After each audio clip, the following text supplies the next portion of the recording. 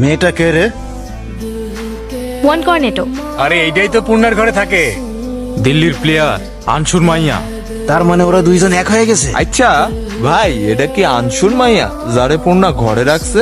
এত কনফিউশনে আমি গেম খেলতে পারতাছি না। দাঁড়া, এখনই জেগায় দেখি।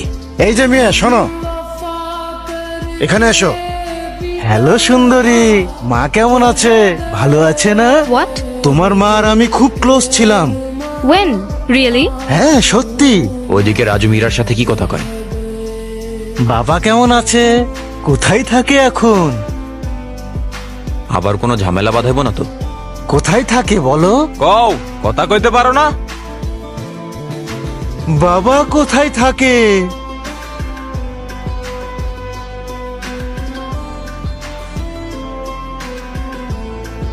স্ট্যাম্পার করতেছিস কে লেগা? মারবি নাকি? মাইরা দেখা তো, আই মার। এই খারা, তোর আর ওর কি সম্পর্ক আমি এখনই খুঁজে বার করবো। তুই কি বের করবি? কি বের? তোরা আর আনসুরে আমি ঘুরতে দেখছি না? তোরা পার্কে আর রেস্টুরেন্টে ঘুরছোস। এটা আনসুরি মাইয়া, এই মায়াটা তোরই মায়া।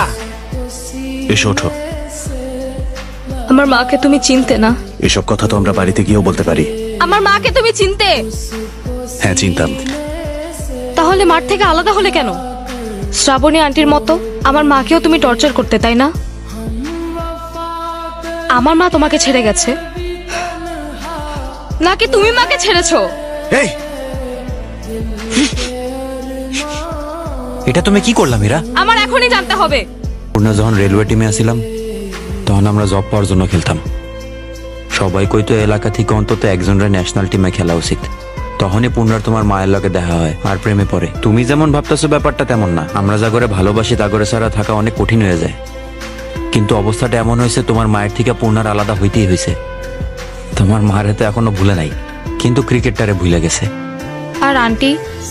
ওপরওয়ালা তো ভুল করতেই পারে মীরা, কিন্তু সে মানুষের কাছে এসে তো সরি কইতে পারে না। এর লেগে সে যখন একটা জিনিস আমগো থেকে লয়ে যায় তখন আম করে আরেকটা দিয়ে দেয়। তেমনি আনসুরে যেমন জীবন থেকে কাইরা নিছে, আবার শ্রাবণীরে বউ হিসাবে পাঠিয়ে দিছে। শ্রাবণীরে কখন মাইনা নিব জানি না। জানি না তুমি আমার কথা বুঝতেছো কিনা। তুমি যেন তোমার মা আর পূর্ণার ব্যাপারে ভুল না বুঝো, সেই জন্য আমি তোমার এত কিছু জানাইলাম মীরা।